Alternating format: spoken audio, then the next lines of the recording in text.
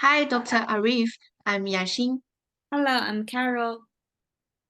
We have gathered here to delve into the challenges faced by Chinese students studying in Australian high schools, focusing specifically on their literacy and numeracy strengths, as well as the obstacle encountered.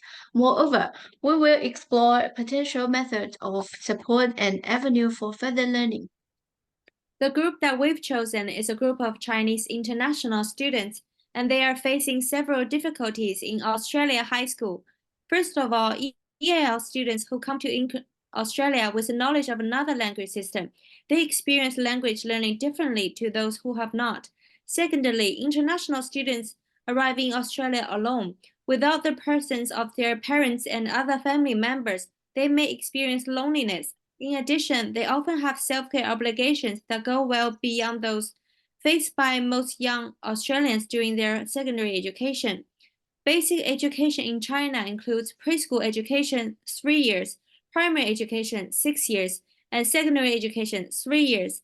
They have more fluent skills in Chinese numeracy, but they are having troubles to understand Australians' way of teaching in daily basis because of their language barrier.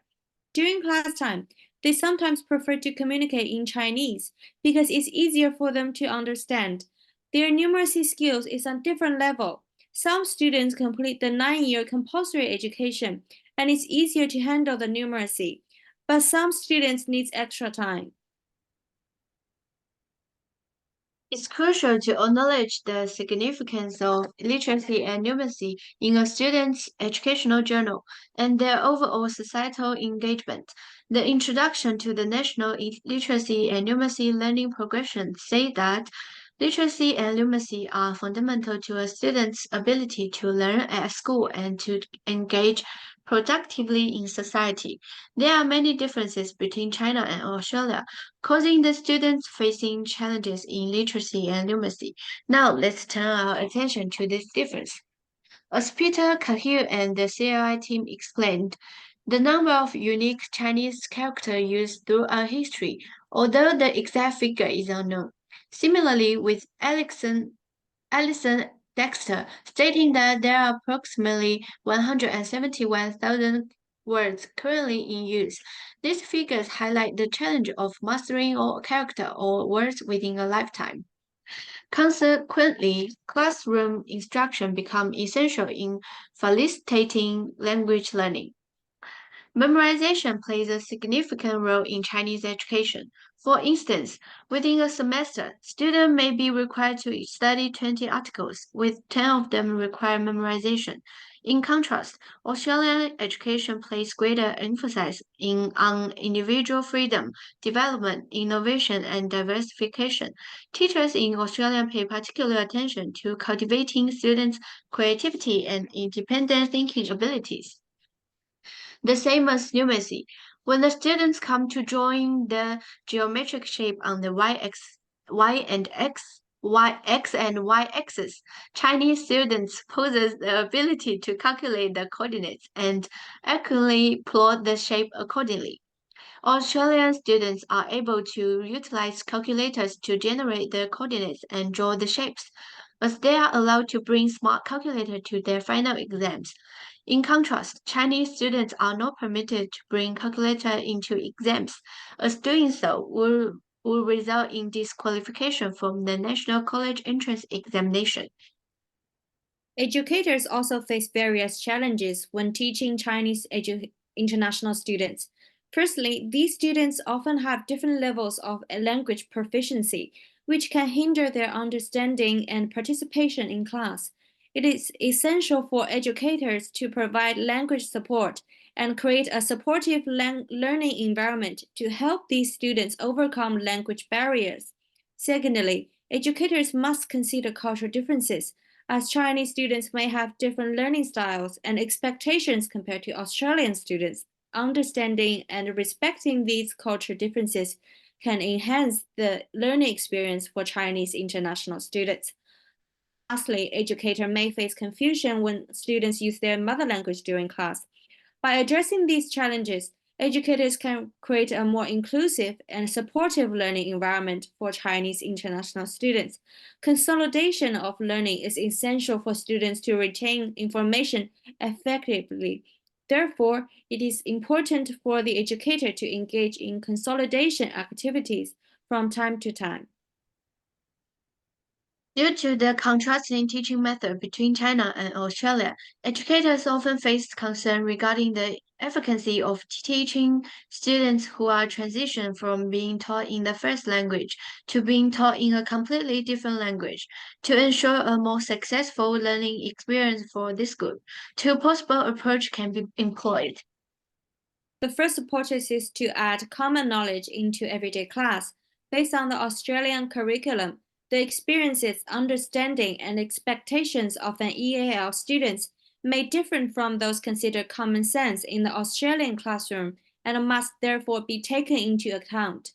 Lessons usually refer to familiar and everyday. It is important to check that EAL students have the everyday and real life knowledge required for many tasks. Therefore, the first way to teach a group of Chinese international students is to add some daily knowledge in the classroom. Real learning involves connecting what students learn in the classroom with how they apply those skills in real life situations, at home, at work, and in solving everyday problems. It's also a way to develop students' enthusiasm so they can experience a more meaningful learning experience and create a path for the future. According to Linky Bakes, authentic learning is a powerful way to engage students in the classroom while providing a connection to their world by solving real life problems. EAL students are often unfamiliar with Australian culture and in learning methods. And since Chinese and English are two completely different language systems, it is important to incorporate activities into everyday classes. As Long notes, learning occurs not through instruction of vocabulary and grammar, but also through comprehending what is heard and read, and expressing ideas through speaking and writing. The interaction approach supports the notion that when language learners engage in meaningful communication in a second language, they can focus on meaning, negotiate for comprehensible input, and experiment with new language forms as they produce language. And also, it's an opportunity to learn from their mistakes, and it allows them to experiment with new language, overcome the fear of making errors, seek solutions, and engage in critical discussion, which may not be possible in teacher-student interaction alone. Usually, teachers allow students to select their own group members, leading them to choose individuals with whom they are most comfortable. But teachers should regularly change group compositions, ensure that students have the opportunity to communicate with different peers, thereby enhancing their ability to express themselves. However, student teachers should avoid consistently pairing more proficient students with less proficient ones, as this may demotivate the less confident students from engaging in meaningful interaction. In many education settings, particularly those involving foreign language instruction, the shared language among students can pose challenges for peer interaction. Prohibiting the use of students' first language entirely may not be conducive to effective learning. Research by Philip and Oliver suggests that the learner often utilize their first language to clarify goals and organize their thoughts, fostering a sense of agency in completing tasks.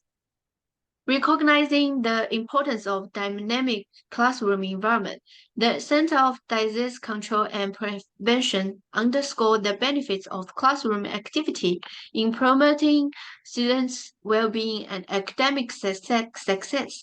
Specifically, such activities contribute to enhancing students' concentration and task within the classroom, ultimately bolstering their academic performances. Overall, activities can make students be excited and interesting to the class. It can help them memorize the knowledge better. For many years, Australian universities have ranked among the best in the world for quality education. Because of that, Australia is a top destination for international students. However, many international students are facing several challenges in literacy and numeracy. Learning a language is fascinating but hard at the same time. Therefore, the emergence and development of any language is closely related to the cultural environment in which it is produced and developed and its historical background.